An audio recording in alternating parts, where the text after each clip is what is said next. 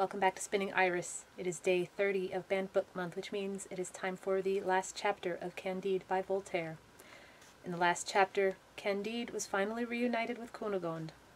She is no longer the fair beauty, the Baron is still an idiot, and our band of philosophers are now living on a farm. Let's find out what happens next. Are you ready? Let's go. Chapter 30. Conclusion. At the bottom of his heart, Candide had no desire to marry Cunegonde, but the Baron's extreme arrogance determined him to go through with the marriage, and Cunegonde was pressing him so strongly that he could not have taken back his word. He consulted Pangloss, Martin, and the faithful Cacambo. Pangloss composed a fine dissertation on which he proved that the Baron had no rights over his sister, and that, in accordance with all the laws of the empire, she and Candide could be joined in a left-handed marriage. Martin advised throwing the Baron into the sea. Cacambo decided that he should be returned to the Levantine captain and made a galley slave again, then sent back to the Father General in Rome on the first ship.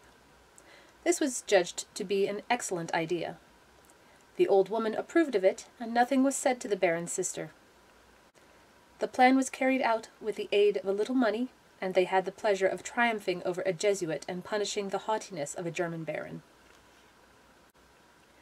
It would be natural to assume that Candide, now married to his mistress after so many disasters, and living with the philosopher Pangloss, the philosopher Martin, the prudent Cacambo, and the old woman, and having brought back so many diamonds from the land of the ancient Incas, would lead the most pleasant life in the world. But he had been so cheated by the Jews that he had nothing left but his little farm. His wife, growing uglier every day, became shrewish and unbearable. The old woman was infirm and even more irascible than Cunegonde. Cacambo, who worked in the garden and went into Constantinople to sell vegetables, was worn out by his work and cursed his fate. Pangloss was in despair at not being able to shine in some German university.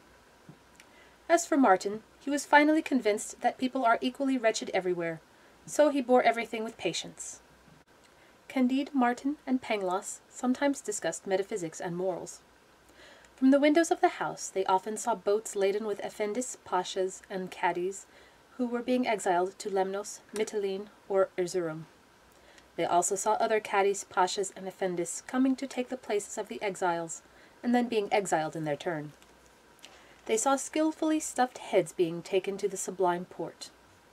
These sights stimulated their discussions, but when they were not arguing, their boredom became so oppressive that one day the old woman was driven to say, "I'd like to know which is worse, to be raped 100 times by black pirates, to have one buttock cut off, to run the gauntlet in the Bulgar army, to be whipped and hanged in an auto da fe, to be dissected, to be a galley slave, in short, to suffer all the miseries we've all gone through, or to stay here doing nothing." "That's a hard question," said Candide. These remarks gave rise to new reflections. Martin concluded that man was born to live in either the convulsions of distress or the lethargy of boredom. Candide did not agree, but he affirmed nothing. Pangloss admitted that he had always suffered horribly, but having once maintained that all was for the best, he still maintained it without believing it. One day something happened which confirmed Martin in his detestable views, made Candide waver more than ever, and disconcerted Pangloss. Paquette and Brother Giroflée arrived at the farm in abject misery. They had quickly squandered their 3,000 piastres, parted company with each other, become reconciled, and quarrelled again. They had been put in prison, but they had managed to escape, and Brother Giroflée had finally turned Turk. Paquette had continued to ply her trade everywhere, but she no longer earned anything. "I told you so," said Martin to Candide. "I knew they'd soon spend the money you gave them, and that it would only make them worse off than before. You and Cacambo were once rolling in millions of piastres, and now you're no happier than Brother Giroflée and Paquette." "Ah, my poor child," said Pangloss to Paquette. "So heaven has brought you back to us at last. Do you realize that you cost me an eye, an ear, and the tip of my nose? Just look at me now. What a world we live in!" This new turn of events prompted them to philosophize more than ever. There lived in the vicinity a famous dervish who was known as the best philosopher in Turkey. They went to consult him. Acting as their spokesman, Pangloss said to the dervish, "Sir, we've come to ask you why such a strange animal as man was ever created." "Why are you concerned about that?" said the dervish. "Is it any of your business?" "But, Reverend Father," said Candide, "there's a terrible amount of evil in the world." "What does it matter whether there's evil or good?" said the dervish. "When His Highness sends a ship to Egypt, does he worry about whether the mice in it are comfortable?" "Then what ought we to do?" asked Pangloss. "Keep quiet," said the dervish.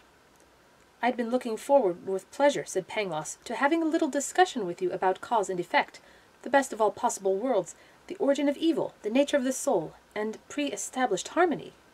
At these words the dervish slammed the door in their faces. While this conversation was taking place, the news had spread that 2 viziers and the mufti had been strangled in Constantinople, that several of their friends had been impaled. This catastrophe caused great commotion for several hours. On their way back to the little farm, Pangloss, Candide, and Martin saw a kingly-looking old man sitting in front of his door beneath an arbor of orange trees, enjoying the fresh air. Pangloss, who was as curious as he was argumentative, asked him the name of the mufti who had just been strangled. "I don't know," replied the old man. "I've never known the name of any mufti or any vizier. I know absolutely nothing about the incident you're referring to. I assume that, in general, those who take part in public affairs sometimes perish miserably, and that they deserve it.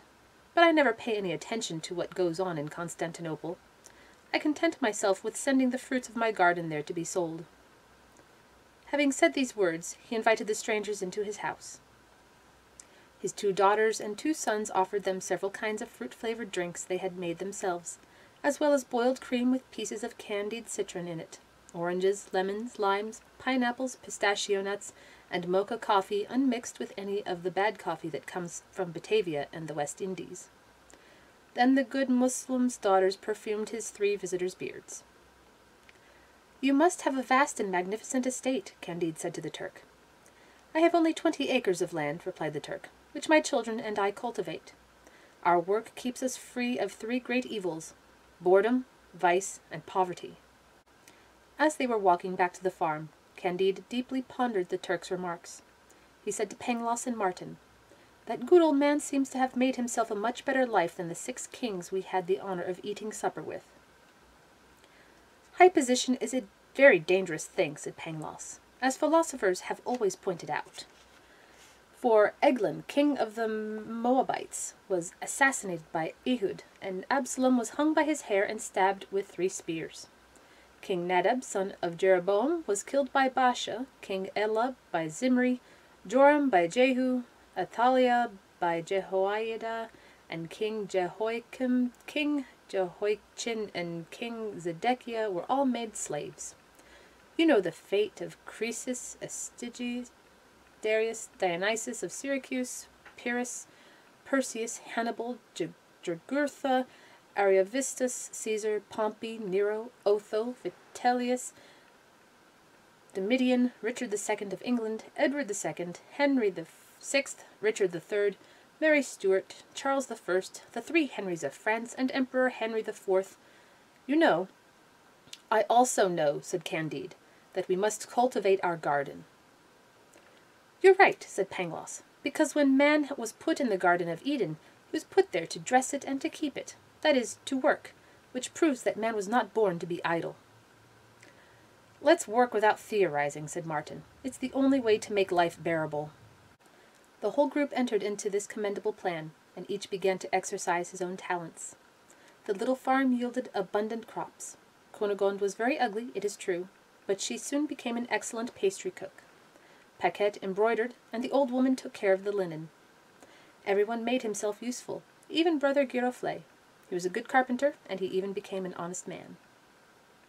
Pangloss sometimes said to Candide, "All events are interconnected in this best of all possible worlds, for if you hadn't been driven from a beautiful castle with hard kicks in the behind because of your love for Lady Cunegonde, if you hadn't been seized by the Inquisition, if you hadn't wandered over America on foot, if you hadn't thrust your sword through the Baron, and if you hadn't lost all your sheep from the land of El Dorado, you wouldn't be here eating candied citrons and pistachio nuts." "Well said," replied Candide, "but we must cultivate our garden." And that is the end of chapter 30 and the end of Candide by Voltaire. And ending on some very wise words. So everything is for the best in the best of all possible worlds now. Sort of. Kind of. Not really. They're doing what they need to do to survive, and that's all that really matters, isn't it? I want to thank you for joining me on this journey through Candide. I will have my own final thoughts a little later on, and I hope you'll come back and watch that. I hope you enjoyed it. I know I did. Thanks for watching. Take care. I'll see you in the next video. Bye-bye.